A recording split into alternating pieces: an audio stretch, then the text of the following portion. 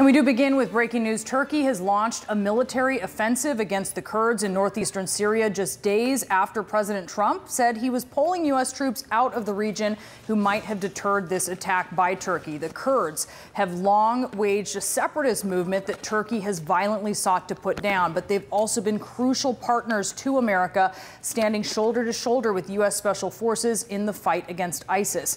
Now those American forces are gone, and the Kurds are warning that the U.S. withdrawal has paved the way for their ethnic cleansing.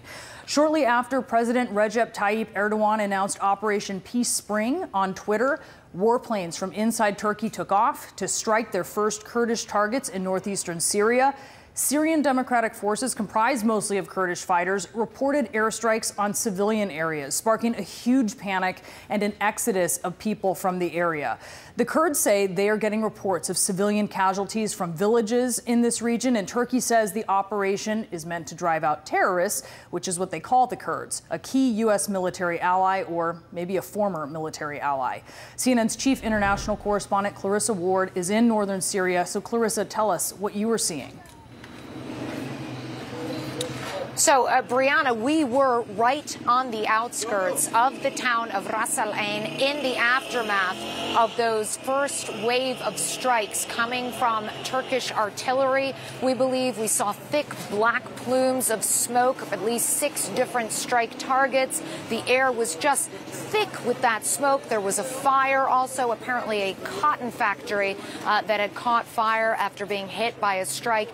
And then what we saw was this just overwhelming wave of civilians trying desperately to get out of this town, fearful for their lives. The streets choked with traffic, cars with mattresses strapped to roofs, women, children in the back of flatbed trucks. I approached some of them and asked them where they were going, and they told me simply, Brianna, we don't know where we're going. We don't know where it's safe. They have no sense of the scope and scale of this Turkish operation. We're hearing that at least 4 different towns were targeted as a part of the first wave of this Turkish military operation.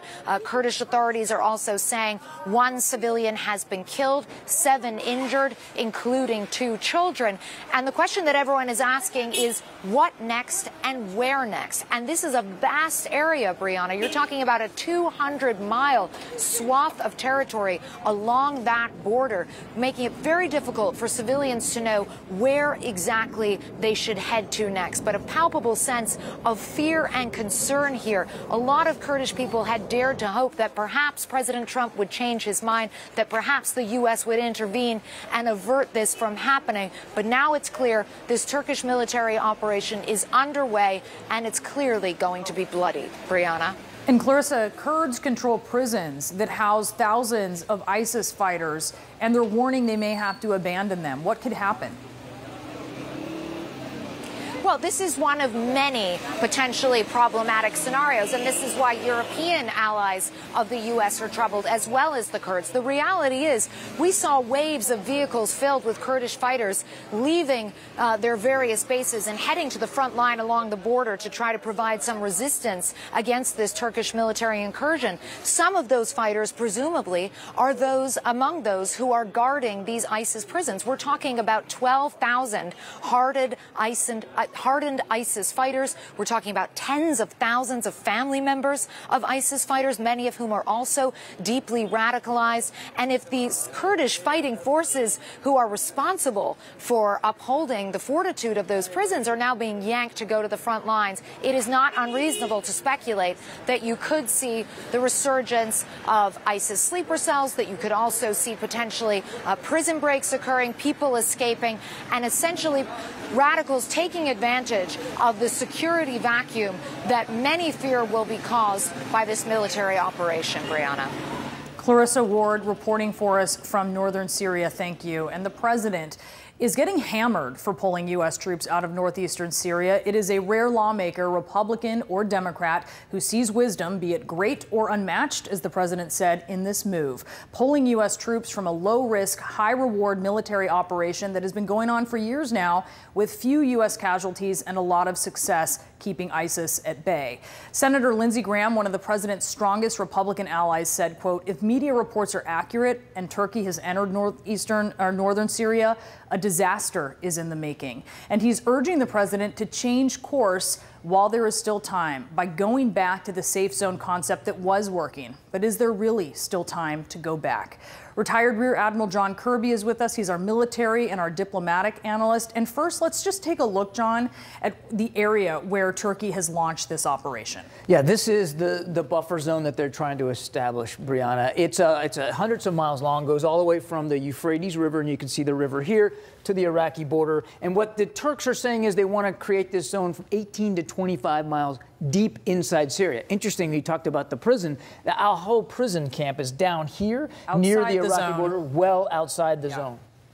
Okay, so you heard what Senator Graham said there. He said, let's change course while there is still time to go back. But is there really time to go back? Because at this point in time, the Kurds are feeling quite betrayed by the departure of U.S. forces. I never say never, but it would be really, really difficult now for the Trump administration to reverse course and try to forestall this Turkish incursion. They've already struck with artillery, long-range artillery, and airstrikes. They have created civilian casualties. They've already damaged and destroyed parts of 2 different cities along that border, and we don't have the capacity right now to stop that. Not to mention, our Syrian Democratic Forces just in the last hour or so announced that they were suspending all operations against ISIS to focus on the Turkish incursion. Good luck getting them back on side with you to try to stop this. Yeah, they have other worries right now. It's going to be very difficult. Admiral Kirby, thank you so much. My pleasure. As a U.S. official is telling CNN that the Syrian Democratic Forces, most of whom are Kurds, as we mentioned, have suspended these counter-ISIS operations, as we just heard from John Kirby, because they're now embroiled in this battle with Turkey. Joby Warwick is a national security reporter for The Washington Post. He's also the author of Black Flags, The Rise of ISIS. Joby, they're focused right now on Turkey. These Kurdish fighters are. Could we, because of this, see a resurgence of ISIS? It certainly could, and there are 2 really big problems to worry about, and your correspondent alluded to both of them. One is the possibility of prison breaks or just a loss of control over these thousands and thousands of former ISIS militants and their family members. They're not in just one place. There are about 20 different locations around northeastern Syria. They're guarded not by Americans, but by these Kurdish militants that are helping us. If they're off to the front line to fight the Turks, it's all bets are off in terms of who's going to look after these prison camps and make sure there's no escape. It's interesting, about a month ago, the leader of ISIS, Abu Bakr al-Baghdadi, issued a video statement in which he called on his followers to do prison breaks specifically. He's looking to get his people out because there are a lot of people in these prisons, and about 2,000 of them are foreigners. They're from other countries outside the region. Many of them are European. If they get out of the prisons, some of them will try to go home, and they're a big problem we'll have to deal with in the future. So this U.S. military operation in Syria is seen as a model of a light footprint strategy as opposed to huge military operations like we see in Afghanistan. What does this mean more broadly for U.S. military engagements that the U.S. is walking away from this? Well, you're right. This has been a very good partnership in the sense that there's been very few American casualties. Our partners, the SDF, the Syrian Democratic Forces, did pretty much all the fighting and dying in Syria. And we enabled them. We gave them air cover. We gave them intelligence. Some of our special forces people fought alongside them as essentially brothers in arms. And without that partnership, if that falls apart, the ability of the Americans to sort of leverage some kind of control over the security problems in eastern Syria, that goes away. And we know there is a significant ISIS presence still in the country, even though the caliphate has fallen. There are many cells. We just saw in the last 24 hours, there were 3 suicide attacks by ISIS on its former capital of Raqqa against SDF positions. So there's a real potential for an unraveling of the security situation and for a resurgence of ISIS in not just the prison camps, but across that part of Syria. And let me just ask you quickly, Joby, if that happens and the U.S. needs to go back in and keep ISIS at bay, could they expect to rely on Kurdish partners to really take the lead on that? Yeah. Would you expect to be able to ask these SDF fighters to ally with us again after this, as they see it, a very significant betrayal? And the answer is no. It's going to be very hard for us to get allies again, to get people from other countries to ally with us in fighting ISIS if it begins to come back. So this is a huge loss for us potentially. And that would mean U.S. troops. Joby Warwick, thank you so much.